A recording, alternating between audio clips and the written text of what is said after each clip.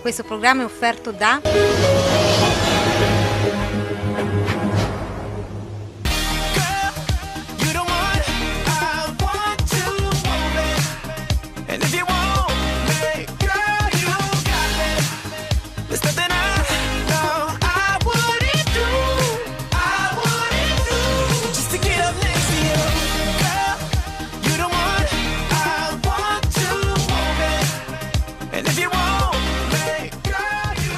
Buonasera Daniele Emanueli e ben ritrovati nella nuova stagione 2017-2018 in calcio di rigore. Prima puntata dell'anno, ricchissima di servizi, ben 6, passeremo dall'eccellenza romagnola fino ad arrivare alla promozione marchigiana con uno speciale servizio relativo al Gabice. Ritroviamo con piacere diverse persone, qualcuno ci ha lasciato momentaneamente e ne approfitto subito per salutare Veronica Lisotti che in questo momento ha fatto domanda per poter conseguire il patentino da allenatrice, quindi gli facciamo in bocca al lupo, ma durante la stagione la ritroveremo come inviata sui campi soprattutto per la promozione marchigiana. A lei vanno i migliori auguri e un saluto particolare da parte di tutto lo staff di Calcio di Rigore. Quest'anno la prima novità ci sarò io alla conduzione, ma ci sarà come sempre chi mi affiancherà.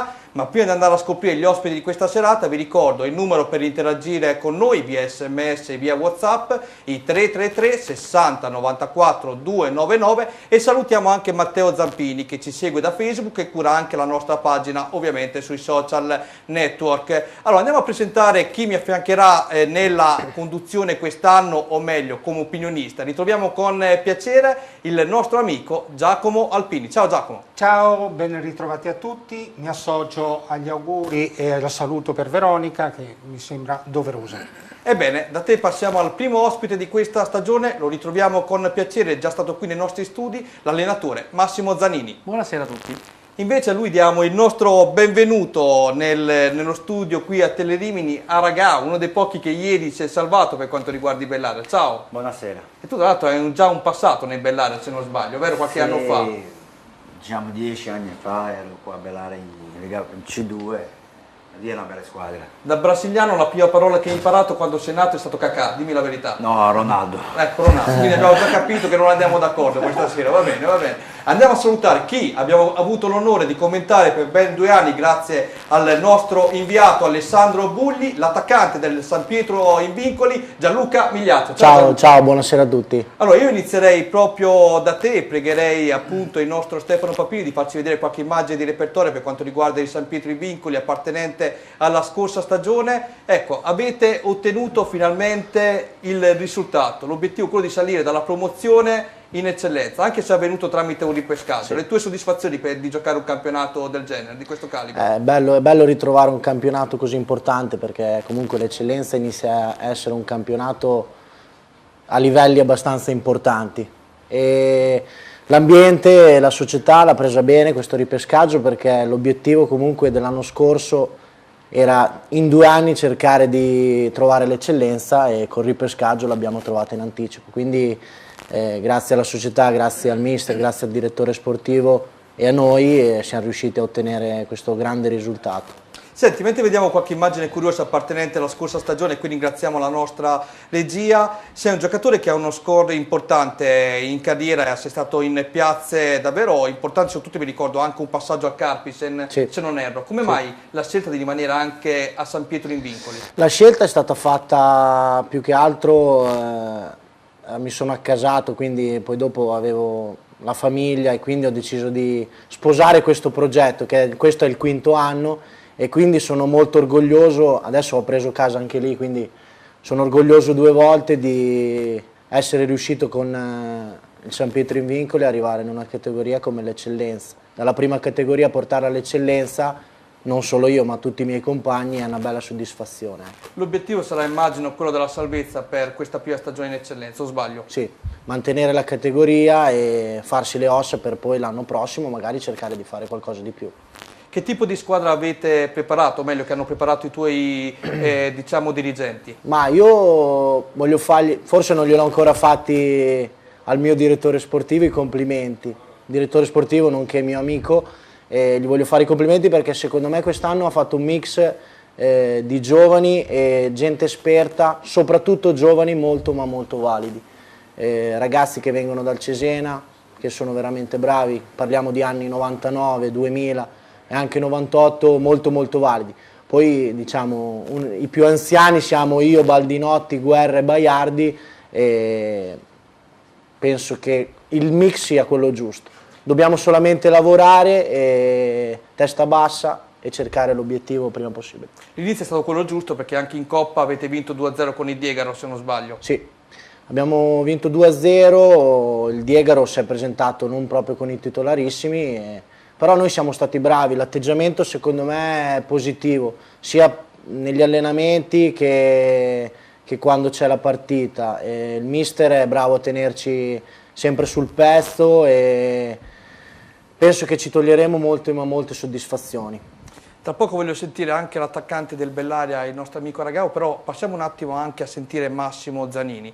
Pregherei anche qui, in questo caso al nostro Stefano, fra qualche minuto di mandare delle immagini di repertorio particolari che lo riguardano da vicino, poi cercheremo di farvi capire anche a voi chi è il personaggio. Allora ti chiedo Massimo, quanto è importante, sentivamo prima le parole di Migliaccio, puntare anche sui tanti giovani in questi campionati minori, eccellenza e via di seguito, e soprattutto ieri eri a Rimini, anche nei dilettanti, quanto è importante azzeccare i giovani? È importante lavorare con i giovani perché comunque loro fanno c'è il nuovo futuro.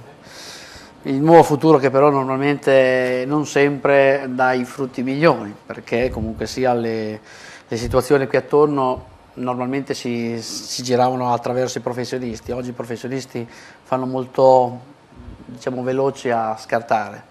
I ragazzi sono molto bravi per i primi 3 anni fino a quando hanno il vincolo, dopodiché difficilmente riescono a mantenere la categoria.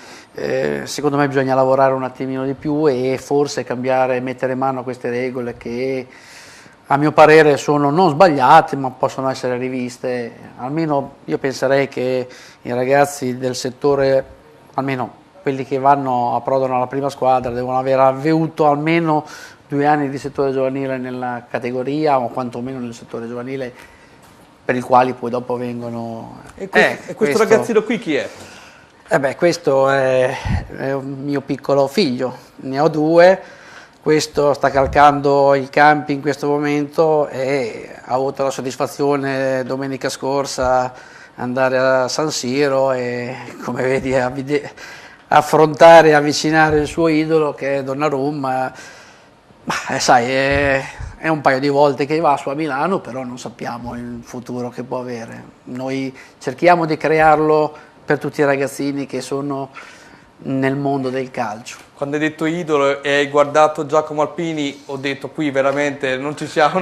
Poi sai, ci siamo, perché dopo Donnarumma ci sono io. Ti sei salvato in corner con in Donnarumma. casa non veste una casacca nostra, però è evidente che piace a lui e va bene. È un particolare. Allora Giacomo, adesso entriamo nel vivo della trasmissione, tra poco sentiremo anche l'ospite che tu ci hai portato, ringraziamo Ragao dal Bellaria. Andiamo a vedere con Stefano Papini i risultati e classifiche dopo il primo turno del campionato d'eccellenza. Partiremo proprio dall'eccellenza romagnola. Questi i risultati: Alfonsine San Pietro in Vincoli, purtroppo per il nostro amico Gianluca 3-1 per l'Alfonsine, Castrocaro Argentana 1-1, Cervia Russi 1-1, Classe Marignanese 2-0, Corticella Fiariccione 2-1, Diegaro Savignanese 0-0, Granamica Sampa Imola 1-0, Progresso Faenza 1-3, Real San Lazzaro Massa Lombarda non è stata disputata. Andiamo a vedere anche la classifica dopo il primo turno. Ovviamente la classifica si legge facilmente, vedete che le squadre che hanno vinto sono a quota 3 punti, quelle che hanno pareggiato a 1, ovviamente quelle che hanno perso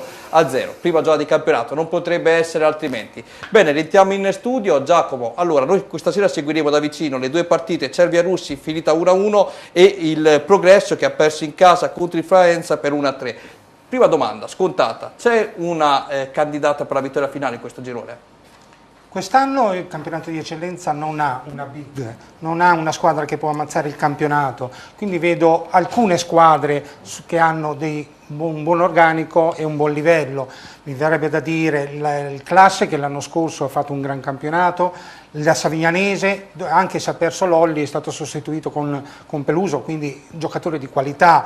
Poi lo stesso Granamica che l'anno scorso ha fatto un buon campionato e più o meno ha lo stesso organico dell'anno scorso. Di sorprese io vedrei il Diegaro, che l'anno scorso ha stradominato il campionato di promozione, ma tra le favorite non escluderei neanche l'Alfonsine, una retrocessa, e il Faenza, che già sono partite bene, come abbiamo visto dai risultati di ieri. Infatti stavo guardando anche le prossime sfide che ci saranno domenica prossima, ma lo affronteremo tra poco. Andiamo a vedere il primo servizio di quest'anno relativo appunto alla partita del Progresso. Purtroppo i bolognesi, la formazione rossoblu, ha perso per 3-1 in casa. Il servizio. Colpo in esterna del giovane Faenza allenato da Sirelli a Castelmaggiore sul campo del Progresso. Il 3-1 finale forse è troppo per i padroni di casa, che avrebbero meritato un risultato meno sfavorevole. Il Faenza si mostra squadra ben organizzata e cinica come non mai. Già quarto Lanzoni mette al centro un pallone per Gazzani, che arrivando in corsa spara alle stelle. Dalla parte opposta Bertelli per 2 volte cerca di replicare l'iniziativa ospite, concludendo prima alto con un gran fendente che crea qualche brivido all'estremo Tassinari e poi nuovamente sul fondo, ma questa volta dopo un colpo di testa. Albonetti cerca di prendere l'emissione alla porta, ma neppure lui risulta essere fortunato. Spinge il Progresso e si rende pericoloso sull'asse di destra per ben 2 volte. Visani prima e poi Rossi mettono al centro 2 cross, cui Trombetta viene prima anticipato sul più bello e nel secondo manca l'appuntamento con la rete. Il Progresso ci prova sul calcio d'angolo, Tassinari e Saponi uniti, depositando il pallone sui piedi Rossi, che da buona posizione incredibilmente alza la mira. Parte opposta, il centravanti Gazzani supera in contrasto 2 avversari, viene fermato in uscita all'ultimo da Bertazzi, che poi si supera deviando in angolo un tiro di Giacomo Lanzoni dal limite dell'area di rigore. Il gol biancazzurro è rimandato di poco a 45esimo sugli sviluppi del corner, preciso inserimento sulla fascia di Giacomo Lanzoni, che salta l'avversario e mette al centro l'imitato pallone su cui è preciso il colpo di testa di Negrini, che batte imparabilmente Albertazzi. 1-0 Faenza e squadra a riposo con questo risultato. La ripresa inizia con Tassinari, che viene subito chiamato alla presa a terra dai padroni di casa, ma è solo un lampo poiché Savioni sfiora il palo di testa in una proiezione offensiva. Poi sul rilancio del portiere Tassinari innesca una discesa irresistibile il centrocampista Barocchi, che viene fermato al momento del tiro con un fallo da Bertetti. Nell'occasione espulso. Rigore netto che Gazzani realizza con un preciso tiro a mezza altezza. In superiorità numerica il team del Sirelli triplica, grande azione in profondità di Francesco Lanzoni, che colpisce il pallo e sulla ribattuta è veloce Gazzani a raccogliere il pallone e a trovare lo spazio e il percorso giusto insaccando e firmando così la doppietta personale. Il Faenza insiste, la volta di Fontana che dalla distanza chiama al grande intervento Albertazzi. Sul fine di gara viene premiata la costanza di Sanso, che si vede prima respingere sulla di porta il proprio tiro da Francesco Lanzoni e poi infilare il portiere Tassinari, che nulla può sulla prodezza del centrocampista di casa. Gol che premia per l'appunto la costanza di Sanso, ma non premia i rossoblù in maglia bianca quest'oggi per la partita svolta. Progresso 1, Faenza 3. Più big match della giornata, avete visto che mancava per l'appunto nel servizio l'episodio del rigore, non c'è stato tempo appunto di mettersi d'accordo con l'operatore, però siamo riusciti ugualmente a fornirvi appunto le altre marcature. Adesso dicevo appunto con Giacomo a telecamere spente mentre guardavate il servizio, ieri purtroppo c'è stata una partita che non si è giocata, vogliamo dire anche il perché? Sì, Real San Lazzaro, sembra che il campo del Real San Lazzaro non sia omologato, non abbia le dimensioni giuste, soprattutto nelle dimensioni dell'area di rigore, area piccola e area grande, e quando il direttore di gara è arrivato, ha fatto le misure, ha bloccato il tutto, dando, mi sembra, un'ora di tempo per sistemare le righe, ma non c'è stato modo di farlo. Ma soprattutto la situazione del Real San Lazzaro è un po' imbarazzante. Si è capito che erano 11 giocatori contati, senza allenatore, senza dirigenti, quindi è un po' una pecca, l'ennesima pecca di questa Lega, che invece di far iscrivere chiunque dovrebbe almeno un minimo controllare, a mio avviso. Mi trovi d'accordo. Adesso ritroviamo con piacere una delle formazioni che abbiamo seguito lo scorso anno, caro Giacomo, ovvero il Russi. Lo seguiamo nel debutto perché, come il nostro amico Gianluca, anche il Russi è stato ripescato nel periodo estivo nel campionato d'eccellenza. Allora andiamo a vedere Cervia, Russi, servizio. Cervia e Russi si affrontano dopo 2 stagioni diverse. I Gufi approdano in eccellenza in virtù del ripescaggio estivo. I gialloblu hanno mantenuto la categoria grazie a una salvezza insperata. Si inizia con un buco nella rete, qualche minuto di ritardo prima del pronti e via. Non è più i Cervia di campioni, le star ormai sono messe da parte, ma non manca la vena realizzativa di Bondi, che ancora una volta salva la propria squadra. Eppure il Cervia aveva avuto un ottimo inizio con questa percussione sulla sinistra partita da Gasperoni a servire Candoli, tiro di quest'ultimo che termina alto. Lo stesso Candoli prova a raddrizzare la mira, ma nulla da fare, la porta rimane un tabù. Da calcio piazzato di Domini nasce il colpo di testa di Lisi che non inquadra il bersaglio. Nel momento migliore dei padroni di casa, il Russi si ricorda della partenza sprint nel precedente torneo, assist a Ceccaribini che di piattone infila Stella trovando il pertugio giusto per poi manifestare tutta la sua gioia con mister e compagni. Russi che sblocca la gara, serve all'asciutto, ma prima del rompete le righe Bondi viene anticipato senza volere, fornisce così l'assist del pari per Candoli in maglia numero 4 che però non riesce a impensierire il portiere Cenni. In chiusura di tempo Bondi viene anticipato e neutralizzato dalla tempestiva uscita proprio di Cenni. In contropiede il Russi dall'altra parte sfiora il raddoppio, questa volta a mettersi in mostra è il collega di Cenni, ovvero Stella, provvidenziale a chiudere in uscita. È un monologo del Cerve che continua anche ad inizio ripresa, la punizione di Domini è purtroppo centrale per lui e per il Cervia, ancora Domini dalla distanza chiama alla presa l'attento Cenni, ma è il preludio al gol che arriva dal traversone di Candoli per la testa proprio di Bondi che fa 1-1 e premio meritato per la squadra di casa che vede concretizzarsi così i propri sforzi. Nosi, 2 minuti più tardi, potrebbe raddoppiare, ma di testa spreca così. Reazione e orgoglio a questo punto Russi. Sotto porta un batti-ribatti porta il direttore di gara ad interrompere per gioco scorretto. I nervi a questo punto saltano, entrano di vigore ed ecco che a farne le spese e Spazzoli, allontanato anzitempo dal terreno di gioco. Ma l'occasionissima nel finale è tutta per i ravennati che sprecano con un pallonetto di Schiavone che si accomoda sul fondo. Proteste per il giocatore per una trattenuta non rilevata dal direttore di gara, ma a questo punto è la fine. Cervia sprecone, Russi cinico, 1-1 tra la neopromossa e l'esperta del girone. Allora, chiudiamo il discorso eccellenza, pregherei anche al nostro Stefano Papini poi appena un attimo di mandare il prossimo turno, ma volevo concluderlo con il nostro amico Migliaccio. Gianluca, sentivi prima Giacomo, è un peccato, no, ritrovarsi anche a disputare un torneo con una squadra ancora non si sa di che morte debba morire. Abbiamo saputo tutti delle difficoltà del Real San Lazzaro, ieri prima giornata di campionato, non giocare perché non sono state fatte le linee, il campo non è stato omologato, eccetera, eccetera, non è sicuramente piacevole né da professionista, calciatore in questo caso, né da dirigente, né anche da tifoso che si reca puntualmente a vedersi la partita del Real San Lazzaro la domenica. Assolutamente. Sono cose che non capisco e non devono neanche succedere, però purtroppo questa è la realtà dei fatti e noi tra l'altro fra 2 domeniche dovremmo appunto andare a San Lazzaro, però forse esatto. Esatto. Noi siamo pronti, ci alleniamo e poi vediamo cosa succede. Ecco. E con l'Alfonsina ieri ci poteva stare alla prima di campionato la sconfitta sapendo che l'Alfonsina arrivava dal torneo di Serie D? Secondo me abbiamo iniziato che sentavamo la partita. L'emozione, i primi 10 minuti ci ha mandato in blackout. Poi ci siamo ripresi, dopo che abbiamo preso il gol ci siamo ripresi. Poi è stata viziata la partita, condizionata da 2 espulsioni.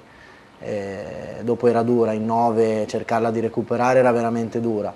Abbiamo trovato di fronte un ottimo avversario con giocatori di esperienza, i 2 innocenti, veramente sono 2 giocatori che fanno un reparto da soli. Però sono convinto che magari senza le espulsioni poteva andare diversamente, però va bene così, impariamo dai nostri errori e lavoriamo e andiamo avanti. Aragao sorride, ma quindi anche tu ieri eri emozionato per quello che hai preso 4 pappine ieri dal Savio? Penso che no, erano una squadra giovane, però penso che la società andrà sul mercato adesso e cercherà di prendere qualche giocatore così possiamo fare un campionato abbastanza bene. Però mi piace, il campionato è appena iniziato già subito sul mercato. Va bene. È così. Stai tirando sul tifoso, stai tirando su di morale il tifoso Giacomo, mi piace. Ma deve essere così. No, sono d'accordo con te. Allora, adesso proprio grazie al nostro amico ragazzi ci spostiamo nel campionato di promozione, andiamo a vedere un po' quello che è successo, promozione Romagna, risultati e classifiche sempre a cura del nostro Stefano Papini. Questi risultati, Bellaria Savia come detto 1-4, si è giocata a Sant'Arcangelo questa partita, lo ricordiamo, del Duca di Belle, Ronco 0-1, Football Cava Stella 1-1, Gambetto La Savanna 2-1, Gatteo Reda 1-3, Giovane Cattolica Torconca 0-1, Alto Servizio che vedete tra poco, Gia Marina Tropical Coriano 0-2, Reno Calcio Cotignola 1-1, San Pirana Pietracuta 0-0. Complimenti anche al Pietracuta che a ritorno in promozione è riuscito comunque a strappare un punto. Andiamo a vedere anche la classifica, la vediamo solamente per far vedere appunto, come detto prima, le squadre che hanno vinto hanno 3 punti ovviamente dopo la prima giornata, chi ha pareggiato 1, chi ha perso 0. Ebbene, dalla promozione, dalla classifica, ci spostiamo a vedere il primo servizio della serata per quanto riguarda questa categoria. Si è giocata ieri allo Stadio Calvi un derby molto sentito, quello tra Giovane Cattolica e Torconca. Si erano già affrontate qualche settimana prima in Coppa Italia con la vittoria proprio del Torconca e si è ripetuto lo stesso verdetto, con meno gol, ma andiamo a vedere proprio l'impresa esterna della formazione del Torconca. Il servizio. Dopo il colpaccio a Calvi in Coppa e dopo il pareggio alla sconfitta rimediata nel precedente torneo, a Torconca sorridono i 2 derby inizio stagione con i cugini del Cattolica. Entrambi i derby vengono vinti proprio al Calvi, che sia giornata di blu d'autore si comprende quando già ad inizio gara Fedeli gioca a palla, appoggia per Gambelli, chiamandolo alla risposta Andreani, non perfetto, che è costretto successivamente a intervenire anche su De Angelis, pronto alla ribattuta in rete. Risposta dei padroni di casa con un tiro dal limite dei Brighi non trattenuto da Melchiorri. L'ex Sampierana Passaulini, ben appostato, manca l'appuntamento con i gol. Gol che arriva per un'altra disattenzione di Andreani, quale sul traversone di Casoli risulta essere non perfetto con la sfera che carambola sulla mano di Mazzoli. Casali indica il dischetto, per Mazzoli giunge successivamente l'ammonizione. Dagli 11 metri Fedeli si mostra fedele con i gol. Andreani intuisce la traiettoria ma non riesce a intervenire e il Torconca passa. Il Cattolica in maglia biancorossa cerca di scuotersi e la volta di Angelelli, la cui conclusione non impensierisce la porta avversaria. In chiusura di tempo, a Matti serve De Angelis che calcia a botta sicura scheggiando la traversa e provando enorme rammarico per non essere riuscito a chiudere la gara. Torconca, che già d'inizio ripresa potrebbe chiudere i battenti, ma il Legno continua ad essere un pezzo pregiato per gli ospiti, con Gambelli questa volta protagonista, palo alla destra di Andreani. Legno che viene colpito anche da Cattolica, ma prima Casolla impegna i 2 tempi l'estremo Melchiorri, mentre Torconca 2 minuti più tardi rimane in 10 uomini per l'espulsione rimediata per doppio giallo da Baffioni. L'ultima occasione è di marca ospite, Liardini mette al centro un cross velenoso sul quale Andreani fa buona guardia. Ma la band di Mancini esce nuovamente con le ossa rotte. Derby non certamente il miglior modo per iniziare un campionato da protagonisti come scritto sulla carta, ma poi si sa, il pallone a volte regala brutti scherzi, meglio all'inizio che alla fine. Per il Cattolica c'è tempo di comandare, per il Torconca l'impresa vale doppia. Eh sì, è stata una sorpresa come commentavamo, perché comunque Giovane Cattolica parte come una delle favorite sicuramente. Ha acquistato un giocatore come Pasolini che fa la differenza in questa categoria. E Massimo ci insegna che la carta molte volte non corrisponde alla realtà. Però sembrano quelle più vicine a questo risultato, insomma, sia anche Cattolica, chiedo scusa, il Gambetto la vedo una buona squadra. Invece di questa novità, di questa fusione che c'è stato con il Duca Ribelle, hai qualche nozione in più che ci puoi dare, fornire? È stata una fusione avvenuta quest'estate? Ma sai, sono un po' fusioni frettolose e quindi molto spesso non hai neanche il tempo per mettere a posto gli organici magari come per bene dovrebbero essere fatti per queste categorie. Allora ragazzi, arriviamo a te. Ieri si è giocata la partita che ha visto protagonista la tua squadra, Bellaria Savio, sul neutro di Sant'Arcangelo. C'era un po', stasera tu e Giacomo mi ricordate un po' il film L'allenatore nel pallone. Giacomo Lino Banfi e tu l'attaccante della Longobarda che mi Aristotele. Brasiliano. Ecco, brasiliano, vedi Aristotele. Io non ti posso fare da presentatore la canzoncina, però questo 4-1 come lo giustifichiamo? Squadra solo giovane, vogliamo dare la colpa solo alla gioventù oppure qualche errore tecnico anche da parte vostra c'è stato? No, secondo me è una squadra troppo giovane per un campionato difficile per loro. Ieri è andato male, però io penso che se la società va un attimo sul mercato, penso che il Bellaria farà bene. Quindi tu ci ridai sempre un sul mercato? Io sì, perché per forza. Sono 3 partite di sconfitta, Coppa Italia e campionato. Allora vuol dire che c'è qualcosa che non va. E tu ti sei scocciato di perdere, giusto? Io sì. Oh, così mi piace. Ho sempre vinto. Allora, io mi sono scocciato di commentare il Bellaria, però dimmi. Per me non è solo una squadra giovane, è vero, è giovane, molto giovane, però ieri ci sono stati degli errori tattici madornali. Per me sì, ci sono state alcune... Lui è critico, Lui è da fuori, io sono in campo. Ecco, vedi, la ragazza dice la verità. Però una sostituzione all'inizio del secondo tempo che non ho capito, degli spostamenti di ragazzi che... Non hai capito? Non condivido. Ma tu hai capito qualcosa dalla vita? Sì.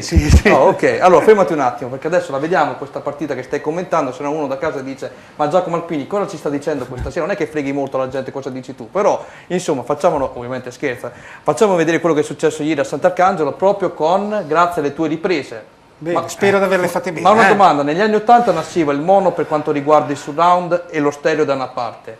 Per quanto riguarda la partita di ieri, Bellaria Savio, tua prima ripresa come cameraman, sei diventato monomano?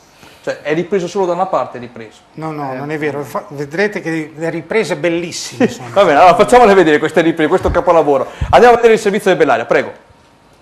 Bellaria 3.0 dopo la Lega Pro l'eccellenza, ora la promozione. Nicolini ha perso la retta via e forse il sorriso. Un Bellaria troppo brutto per essere vero, subisce un poker dal Savio che ha dominato il largo e lungo sul neutro di Sant'Arcangelo. I bellariesi affidati alla cura Gambuti dietro la scrivania subiscono l'iniziativa ospite da subito quando in classe 96 Piretto da dentro l'area di rigore si vede neutralizzare in maniera spettacolare da Pasini un gol fatto. Ospiti che giocano con scioltezza, Piraccini direttamente a calcio piazzato centra la traversa. Prelude al gol che arriva al 34esimo quando dopo una discesa sulla destra Marilunghi in velocità va via il proprio avversario, infilando l'incolpevole Pasini. E l'1-0 che dura solo i 10 minuti. Infatti in chiusura di tempo, azione coppia della precedente, ma questa volta trova la via del gol e Briganti. 2-0 e squadre a riposo. La ripresa non cambia scenario. Savio travolgente dalla destra, Bagnolini mette un assist al bacio per Piraccini che quasi quasi si emoziona e calcia malamente. Lo stesso giocatore però si riscatta quando Rocchio si guadagna un penalty. Piraccini si presenta dagli 11 metri trasformando il rigore conquistato dal compagno, mettendo la parola fine già al 10° della ripresa. Il Bellaria si vede solo da una mischinare con questo tentativo sotto misura di Aragao respinto dal piede di Manuzzi, mentre D'Amico dall'altra parte viene anticipato in uscita da Pasini, onde evitare il peggio. Pari, il migliore dei suoi, tenta quantomeno la rete dalla bandiera, che non gli riesce di un soffio, cosa che invece ottiene Piraccini che direttamente a calcio piazzato beffa Pasini. Fino allora buona la sua prestazione, ma non certamente esule da colpe su questo gol. In chiusura di gara, rete della bandiera firmata da Pari, leggera deviazione della bandiera, ma quel che importa sarà salvare l'onore di questo Bellaria e quel che rimane di questa triste, purtroppo, realtà. Alex, sei stato uno dei pochi, a mio giudizio, vedendo le immagini fatte dal nostro amico Giacomo, a salvarti ieri. Abbiamo visto che hai provato anche nel servizio alla conclusione. Pari, secondo me, è stato il migliore in campo da parte vostra, un bellissimo giocatore. Da dove arriva Pari? Se mi puoi dare qualche notizia in più. Prego, Massimo. Massimo. Tu l'hai portato, tu l'hai cresciuto. L'anno scorso era come alla Samaurese, ma nei primi anni dove il Bellaria ancora aveva dei campionati importanti, fece il suo approdo poi a Cesena, fece qualche 4-5 anni. È ritornato a Bellaria e poi l'anno scorso era con me nella Juniores della Samaurese, poi dopodiché quest'anno ha scelto di rimanere vicino a casa per dare una mano anche ai suoi amici e compagni. Però insomma, per esempio il secondo gol, credo che qualsiasi età potesse avere il portiere in porta, quello lo prendeva. È inevitabile, sono d'accordo. Certo. Ragazzi, sul mercato tu hai chiesto alla società pubblicamente di intervenire, adesso la società penso che ti accontenterà, venderà Pari. No, dai, che sto scherzando. No, magari, davvero, perché, come hai detto Miss, è un grande giocatore, è un 99, veramente giocatore, sì, io alleno sempre con lui, vedo che il ragazzo cresce ogni giorno, veramente è un grande giocatore lui. Ebbene, allora adesso io farei una cosa, fra poco voglio mettervi un po' in difficoltà con una domanda molto molto cruda. Direi che è arrivato il momento anche di salutare i nostri sponsor, dando la linea per qualche minuto alla pubblicità, poi rientriamo, promozione marchigiana con la nostra Veronica Lisotti, quest'anno lo ricordiamo, inviata sul campo, e poi gran finale con la Coppa Emilia che vede protagonista il Nova Fete con il Bagno di Romano, un'anticipazione di quello che sarà poi il prossimo campionato di prima categoria. Pubblicità. È l'unico pari che ha fatto... Mamma, voglio andare al Mucho Mas! Mucho Mas è il nuovo Risto Family di Rimini, dove puoi gustare ottimi piatti e rilassarti mentre i tuoi bambini giocano. Ti aspettano prelibatezze maremonti, dolci fatti in casa, pizze speciali e classiche e menù per bimbi. Inoltre, animazioni tutti i giorni con trucca bimbi, baby dance e palloncini, pacchetti compleanni all inclusive con saletta privata, menù a richiesta per gruppi, cene aziendali o di classe e ricorrenze speciali. Mucho Mas, la risposta alle tue esigenze. Gioca, ridi e gusta. Ci trovi in via Losanna 35 a Rimini. Info e prenotazioni anche con WhatsApp 335 47 54 57. Quando entri in una stanza d'albergo e chiudi la porta, sai che c'è un segreto, un lusso, una fantasia, c'è il comfort, c'è la rassicurazione. Tutto questo è Hotel Sombrero, ideale per tranquillità, relax e benessere, per vacanze speciali da condividere con tutta la famiglia al mare di Riva Azzurra.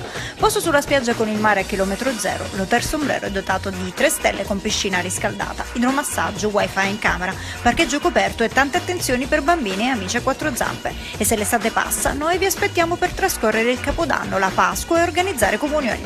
Hotel Sombrero, Viale Regina Margherita 44 a Riva Azzurra di Rimini. Info hotelsombrero.com. A Viserbella trovi l'Adriatico, il più antico ristorante e pizzeria che offre la migliore ospitalità romagnola. Tra le specialità pesce freschissimo di eccellente qualità, selezionato dai migliori fornitori. Carni di primissima scelta, pizze giganti e ricche di ingredienti freschi di stagione, realizzate con un impasto ad alta digeribilità. Dalla pizza alla tagliata di manzo, passando per gli antipasti di pesce, provando tutti i veri sapori delle specialità mediterranee. Ti aspettiamo anche per l'Happy Hour, un aperitivo fatto in casa con una ricetta speciale. Ristorante, pizzeria, bar Adriatico a Viserbella, in via Portopalos 64, info 0541 72 15 55. Sono Fabio Giancarlo, titolare della DGF e Forno Italia. Vi vorrei presentare i prodotti che costruiamo in questa azienda. La nostra azienda costruiamo forni di tutte le misure, impastatrici di tutte le misure, sfogliatrici per pasta di tutte le misure, varie sfogliatrici per la pasticceria, stand di pizza o stand di piada secondo il vostro uso, e griglie a pietra lavica e anche cuocipiade elettrici di varie misure. Vi aspetto in azienda. Credi davvero che bastino poche parole per trasformarti in un romagnolo doc? Al ristorante Bruserul da sempre esaltiamo la nostra bella Romagna nel modo più genuino. Prova i nostri piatti a base di pasta fatta in casa e le nostre pizze cotte nel forno a legna. Team Botta è il nostro motto, da sempre offriamo qualità. Ristorante Bruserul, via Sant'Arcangiolese a Poggio Berni, con ampio parcheggio esterno e isola per bambini. Info 0541 68 81 80 o bruserul.com.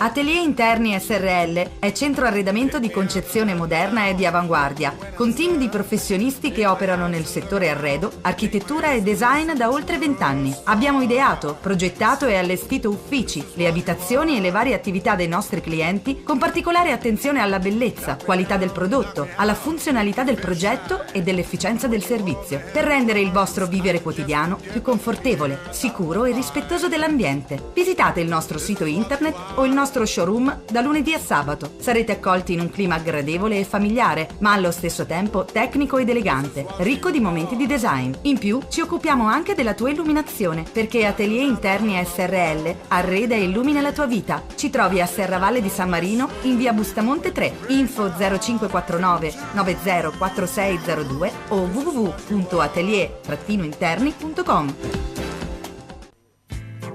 Romagnasport.com, il portale dello sportivo romagnolo dove trovare tutto ma proprio tutto sul calcio dilettantistico anche femminile. L'unico sito con tutti i risultati in tempo reale fino alle categorie minori. Le classifiche live, i commenti delle gare, le foto e le sintesi video degli incontri. E se vuoi, puoi interagire anche tu. Registrati e verrai abilitato ad inserire il risultato in tempo reale della tua squadra. Romagnasport.com, il calcio dilettantistico come non l'hai mai visto.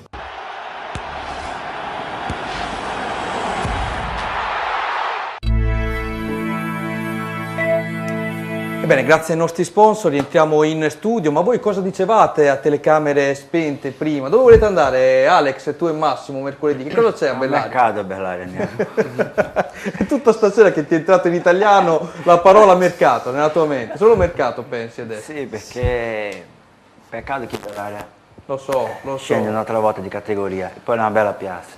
Lo so. Io sono stato prestigiosa. Io sono stato 10 anni fa veramente alla grande, si respirava tutt'altro calcio, era una società diversa, però il personaggio è sempre lo stesso, perché Sauro non riesce a capire certe cose, questo è il problema. È con lui, non posso entrare in questi discorsi. La domanda è questa, quindi preparate perché mi rispondete voi due proprio nel finale. Adesso andiamo avanti perché sennò la nostra Veronica da Gabicci che ci sta guardando ci tira la pietra qui in studio se non mandiamo il servizio del Gabicci. Allora, qual è successo? Tu lo sai cosa è successo venerdì sera?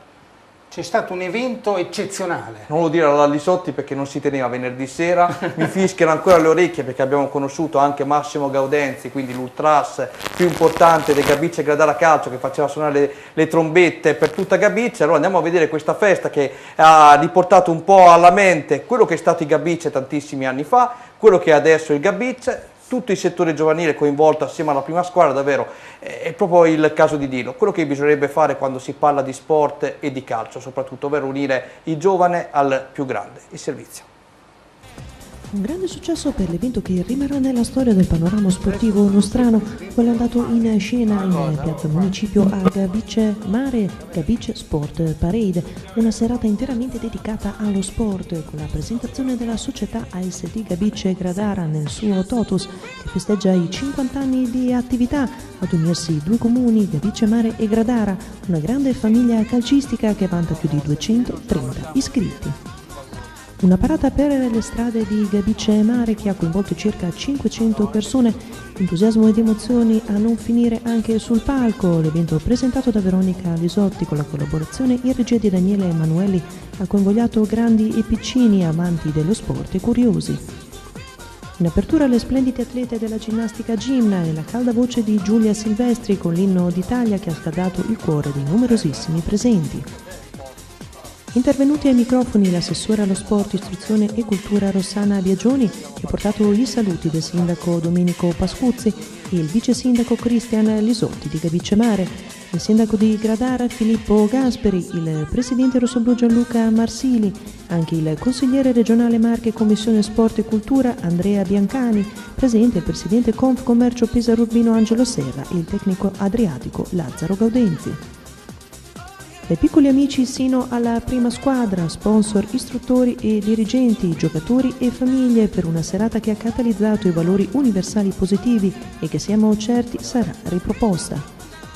La società SD Gabice Gradara ringrazia di cuore tutti coloro che hanno presenziato per la vicinanza e l'amore mostrato a questa realtà, con l'augurio di poterli vedere numerosi nell'accogliente struttura aperta a tutti. Bene, noi facciamo gli auguri alla nostra amica Veronica e avete visto ovviamente la festa del Gabice, facciamo in bocca al lupo anche perché per il secondo anno consecutivo il Gabice partirà chiaramente senza avere meno patemi, questo è l'auspicio della società, con più tranquillità quest'anno affrontando il campionato di promozione marchigiana, cercando di ritagliarsi qualche soddisfazione principale. Ma la candidata numero uno di chi è in questo campionato, lo sai tu? Non c'è più la Barbara, non lo so, guarda, io senza Barbara veramente mi sento perso. Salutiamo anche il mister del Barbara che tra l'altro l'abbiamo anche conosciuto quest'estate, sì, l'abbiamo sì. ritrovato con noi, che è venuto a fare una cena a Sant'Arcangelo e davvero ci ha parlato che sta cercando un difensore di tutte le maniere, il Barbara, che affronterà il prossimo campionato d'eccellenza marchigiana. Senti, sul Gabice vogliamo fare due complimenti perché qui tra Mariani e tutto il resto dello staff dirigenziale hanno fatto una grandissima cosa, hai visto la marcia per la città di Gabice? Una grandissima cosa, veramente una cosa bella, infatti diceva Massimo, questa è una cosa da organizzare in quasi tutte le piazze, soprattutto quelle sul mare, quando c'è molta gente hai veramente un ritorno molto importante.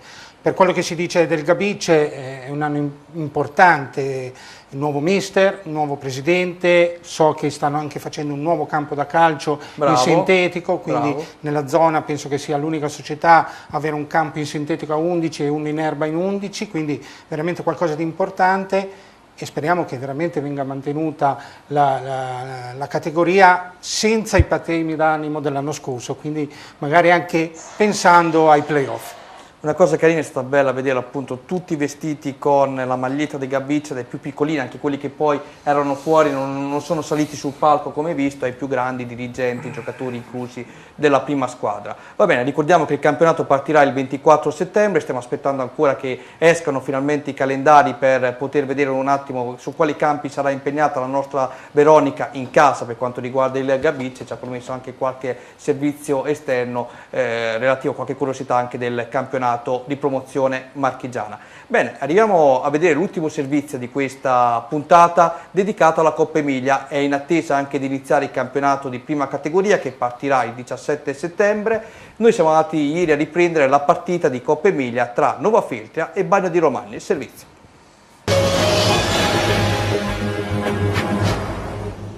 Pur più di 4 titolari del calibro di Fattori, Frabori, Amantini e Stefanelli, il Nova Feltria con tanti giovani in campo conquista la prima vittoria in stagione superando 3-0 il Bagno di Romagna nel secondo turno di Coppa Emilia. Pur sempre Coppa Emilia fermerà qualcuno, poco importa, ma certamente prendere 3 gol non piacerà al tecnico del Bagno di Romagna, come c'è da elogiare le scelte della società gialloblu che hanno mantenuto l'ossatura della scorsa annata, pur con qualche critica lanciata nella mischia, giovani interessanti, su tutti spicca la figura in campo dell'attaccante Thomas Radici, classe 2002, mentre a centrocampo con Matteo Sebastiani ci sono 2 under, il solito Bettini che viene affiancato da Mammutai che aveva esordito con la prima squadra lo scorso anno nell'ultima giornata contro il Pietracuta. Partita combattuta a Comunale di Nova Feltria, a tratti spigolosa, il Bagno ci prova direttamente a calcio piazzato, alto il tiro di Marcucci. 3 minuti dopo sul cross in area e Mosconi questa volta a sprecare l'occasione del vantaggio di testa. Capitan Marcucci ci prova nuovamente a calcio piazzato, non inquadrando il bersaglio. Al 19esimo Semprini blocca il tiro di Antonelli dopo il precedente tiro su punizione respinto dalla barriera. Il Nova Feltria, nonostante la maggiore esperienza degli avversari, riesce a riprendere campo fino al gol del vantaggio. Al 40esimo Paolo Gori viene cinturato in area vistosamente da Silvani, dagli 11 metri Capitan Rinaldi spiazza Margheritini, palla da una parte e portiere dall'altra, 1-0 per il Nova Feltria. Nella ripresa ancora il Bagno di Romagna al tiro su punizione con una bordata dai 35 metri ad opera di Marcucci che termina al lato. Risponde il Nova Feltria al 53esimo con la conclusione al volo di Baldinini servito da un cross di Gori, anche in questo caso palla fuori di poco. I gialloblu escono alla distanza con autorevolezza. Al 67esimo Matteo Sebastiani sfiora l'incrocio dei pali con una potente conclusione da fuori area. Nel finale la squadra locale dilaga. All'83esimo Cupi, tutto solo, si fa ipnotizzare da Margheritini, ma un minuto dopo l'esordiente Morciano inventa l'assist per il raddoppio di Gori che con freddezza piazza il pallone in rete sull'uscita del portiere. 2-0 per il Nova Feltria e il braccio meritato per l'esterno gialloblu. La festa del Nova Feltria è completa all'85esimo, a fondo di Poggioli sulla sinistra. Il cross da sotterra trova pronto Cupi che infila dopo un primo tentativo respinto il pallone del 3-0. Per Cupi, dopo gli 8 centri della scorsa stagione, si tratta del primo gol in gare ufficiale. Il Nova Feltria mette in cascina forse il passaggio del turno. Quel che è di certo è che i giovani novafeltrizi dal biberone sono passati direttamente al whisky, dalle formazioni giovanili alla prima squadra.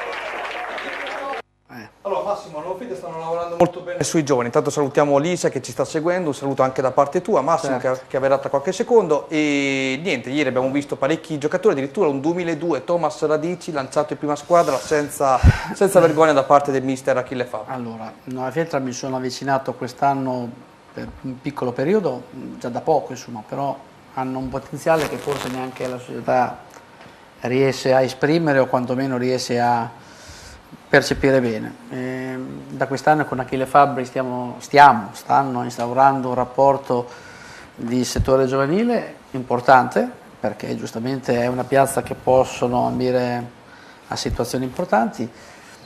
Qualche ragazzo, come hai visto, un 2002, che qualcuno mi chiede ma il ragazzo ci sta, beh, quando uno è bravo gioca, a prescindere dall'età. In più ci sono altri 2 ragazzi, Morciano, Gori, che si sono aggregati dopo appena una settimana di preparazione.